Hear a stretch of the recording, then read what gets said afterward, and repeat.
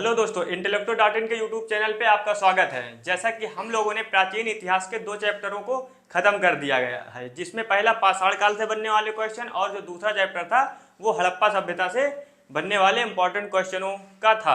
अगर हम आज की वीडियो की बात करें तो आज वैदिक काल से बनने वाले सभी इंपॉर्टेंट क्वेश्चनों को हम देखेंगे, जो कि वनडे एग्जाम के सभी जो परीक्षाएं हैं उनके लिए इम्पॉर्टेंट होने वाला है। ठीक है, तो देखिए, जैसे हम बात करें वैदिक काल की, तो वैदिक काल को 2 भागों में बांटा गया है। ठीक है, ऋग वैदिक काल और उत्तर वैदिक काल। ऋग वैदिक काल जो है 1500 से 1000 ईसा पूर्व तक माना जाता है, और उत्तर वैदिक काल की बात करें तो वह जो है 1000 से 600 ईसा पूर्व तक माना जाता है। ठीक है, तो इसी से बनने वाले जो क्वेश्चन है उन्हें देखते हैं। चलिए, तो ये रहा पहला क्वेश्चन।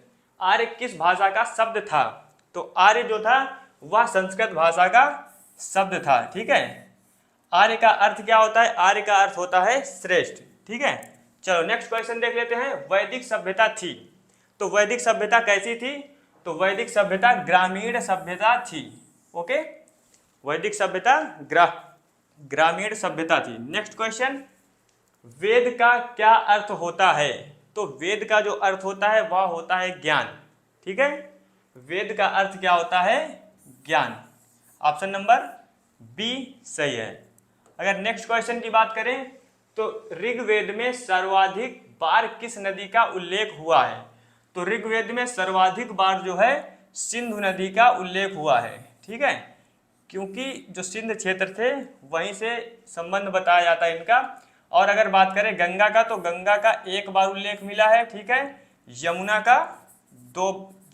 का 3 बार उल्लेख मिला है। ठीक है, ऋग्वेद में। ओके, चलो नेक्स्ट क्वेश्चन देख लेते हैं। आर्यों की सबसे पवित्र नदी कौन सी थी? तो आर्यों की सबसे पवित्र नदी की बात करें तो सबसे पवित्र नदी आर्यों की सरस्वती नदी थी। ठीक है, आर्यों की सबसे पवित्र नदी कौन थी? सरस्वती नदी। नेक्स्ट क्वेश्चन की बात करें, ऋग वैदिक काल में ऐसी कन्या को क्या कहा जाता था जो अपनी मर्जी से अविवाहित रहती थी? तो जो अपने मर्जी से अविवाहित रहती थी उसको अमाजू कहा जाता था। ठीक है, जो ऋग वैदिक काल था वैसे तो वह पुरुष प्रधान था, लेकिन स्त्रियों को भी वहाँ सम्मान मिलता था। ठीक है ना, और वहाँ पे कोई भी स्त्री अपने स्वेच्छा से अविवाहित रह सकती थी और उनको क्या कहा जाता था? अमाजू। ओके, नेक्स्ट क्वेश्चन, निम्नलिखित में से कौन ऋग्वैदिक काल की विदुषी है? तो ऋग्वैदिक काल की विदुषी की बात करें तो ये तीनों हैं, विश्वपाला, ठीक है, लोपामुद्रा और घोषा। ठीक है, यानी उपर्युक्त सभी। ओके, चलो नेक्स्ट क्वेश्चन की बात कर लेते हैं। वर्ण व्यवस्था का स्पष्ट उल्लेख कौन सेवे मंडल में मिलता है? अगर वर्ण व्यवस्था की बात किया जाए तो इसका जो है उल्लेख 10वें मंडल में मिलता है। ठीक है, वर्ण व्यवस्था में कौन कौन से? ब्राह्मण, क्षत्रिय और वैश्य। ठीक है, 3 ही वर्णों का इसमें उल्लेख मिला है ऋग्वैदिक काल में, यानी कि ब्राह्मण, ठीक है, हाँ, ब्राह्मण, क्षत्रिय, ठीक है, वैश्य। ठीक है, चलो नेक्स्ट क्वेश्चन, किस वेद में सभा व समिति को प्रजापति की 2 पुत्रियां कहा जाता था या कहा गया है? तो अथर्ववेद में, ठीक है, अथर्ववेद में सभा व समिति को प्रजापति की 2 पुत्रियों से तुलना की गई है। ठीक है, अगर बात करें नेक्स्ट क्वेश्चन की, तो कौन ऋग्वैदिक काल की सबसे बड़ी व प्राचीन संस्था थी? तो ऋग्वैदिक काल की सबसे बड़ी व प्राचीन संस्था विद्य थी। ठीक है, ऑप्शन नंबर सी बिल्कुल सही है। नेक्स्ट क्वेश्चन की बात करें तो ऋग्वैदिक काल का महत्वपूर्ण युद्ध दशराज का युद्ध किस नदी के किनारे लड़ा गया था? दशराज का युद्ध जो है रावी नदी के किनारे लड़ा गया था। ठीक है, इसमें एक भरत वंश के राजा थे जो दशराज, ठीक है ना, और जो है और 10 अन्य जो है क्षेत्रों के राजा थे, उनके बीच जो है लड़ा गया था। ठीक है ना, चलो नेक्स्ट, ऋग्वैदिक काल में गाय के लिए कौन सा शब्द प्रयोग किया जाता था? तो अघन्या। ठीक है, अघन्या शब्द का प्रयोग गाय के लिए किया जाता था। अघन्या का अर्थ होता है कभी ना मरने वाली, ठीक है। और बात करें पाड़ी तो गाय को चुराने वाले को पाड़ी कहते थे, ठीक है। चलो अगला क्वेश्चन की बात करें, ऋग वैदिक काल में सबसे महत्वपूर्ण देवता कौन थे? तो ऋग वैदिक काल के जो सबसे महत्वपूर्ण देवता थे वह थे इंद्र, ठीक है।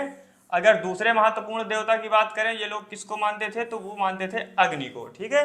लेकिन इसका सही आंसर क्या है? सी।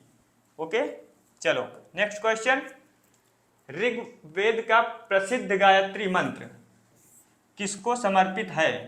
तो जो गायत्री मंत्र है वो सविता को समर्पित है, ठीक है। चलो नेक्स्ट, ऋग्वैदिक आर्यों का मुख्य व्यवसाय था। तो ऋग्वैदिक आर्यों का जो मुख्य व्यवसाय था वह था पशुपालन। क्या था? पशुपालन जो है इनका मुख्य व्यवसाय था। अगला, सर्वप्रथम कहां से खुदाई में लोहे का प्रमाण मिला है? तो लोहे का जो प्रमाण मिला है सर्वप्रथम वह मिला है अतरंजी खेड़ा। अतरंजी खेड़ा कहाँ पड़ता है? तो उत्तर प्रदेश में पड़ता है, एटा जिला में, ठीक है। एटा जिला में पड़ता है उत्तर प्रदेश में, ठीक है।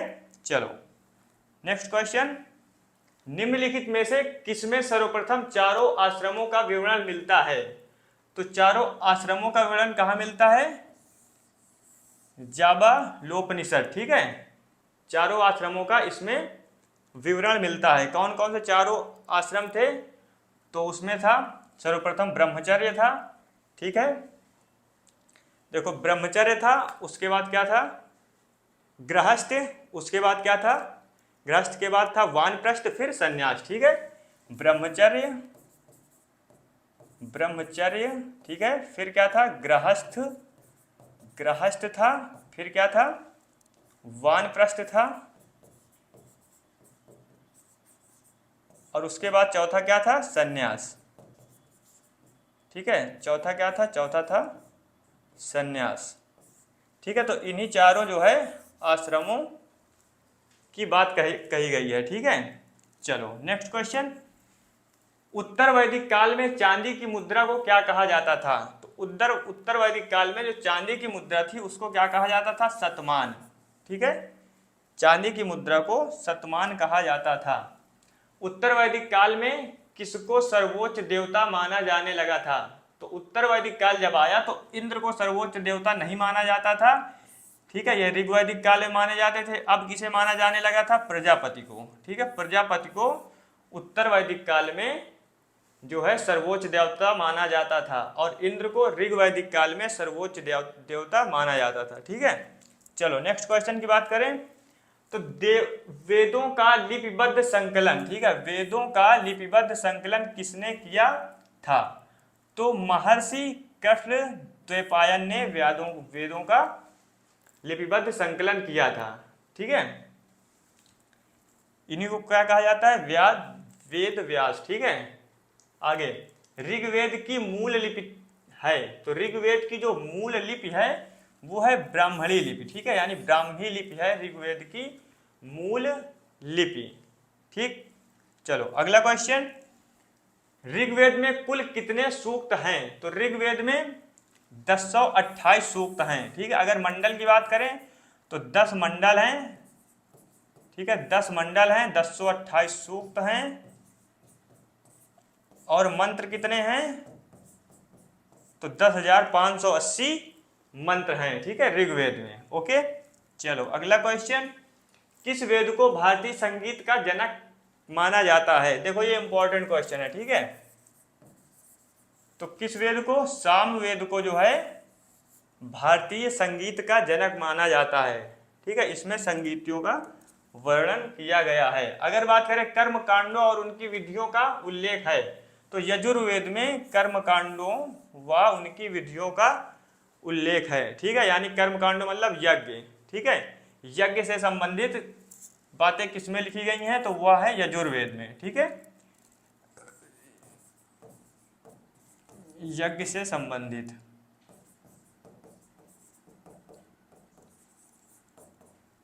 ठीक है। चलो नेक्स्ट क्वेश्चन की बात करें तो अगर बात कर ले कौन सा वेद जादू टोना वशीकरण भूत प्रेत आदि से संबंधित है? तो अथर्ववेद जो है जादू टोना वशीकरण भूत प्रेत आदि से संबंधित है, ठीक है। ये जो अथर्व ऋषि थे, ठीक है ना, उन्हीं के नाम पर अथर्ववेद इनका इसका नाम पड़ा है। ठीक है, नेक्स्ट क्वेश्चन है, भारत का राष्ट्रीय आदर्श वाक्य सत्यमेव जयते किस उपनिषद से लिया गया है? तो सबको पता ही होगा, मंडूकोपनिषद से लिया गया है। ठीक है, मंडूकोपनिषद से लिया गया है, यानी कि इसका सही आंसर जो है सी है। सी नहीं, ये वर्तनी इसकी गलत है, ये सही होगा, बी सही होगा। ठीक है, मुंडकोपनिषद, इसकी तो वर्तनी ही गलत है। ठीक है, तो ऑप्शन नंबर बी बिल्कुल सही है। अगले क्वेश्चन की बात करें तो रामायण में कुल कितने श्लोक हैं? तो रामायण में जो श्लोकों की संख्या है वह है 24,000। रामायण को किसने लिखा है? तो महर्षि वाल्मीकि ने, महर्षि वाल्मीकि ने। ठीक है, महर्षि वाल्मीकि जी ने लिखा है। ठीक है, महर्षि वाल्मीकि जी ने।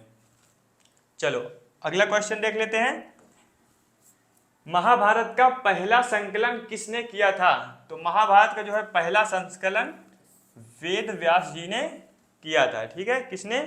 वेद व्यास। पुराणों की संख्या कितनी है? तो पुराणों की संख्या कितनी है? 18 पुराण है। ठीक है, 4 वेद 18 पुराण। निम्नलिखित में से कौन हिंदू धर्म के कानूनी ग्रंथ हैं? हिंदू धर्म का कानूनी ग्रंथ कौन सा है? तो मनुस्मृति। ठीक है, डी जो है इसका एकदम सही आंसर है। तो देखो ये थे वैदिक काल से बनने वाले सारे इंपॉर्टेंट क्वेश्चन, ये डायरेक्ट पेपर में आएंगे आपके। ठीक है, इसलिए ये सभी जो इंपॉर्टेंट क्वेश्चन है हम लेकर के आए थे। ठीक है, तो इन सभी क्वेश्चनों को आप लोग 2-4 बार रिवाइज कर लीजिएगा, क्योंकि वनडे के सभी एग्जाम अब होने ही वाले हैं, जैसा कि भर्तियां भी आ रही हैं बहुत ही जल्दी जल्दी करके। तो आप लोग एकदम तैयारी को अपने मजबूत कर लीजिएगा और लगातार अपनी तैयारी करते रहिएगा। धन्यवाद।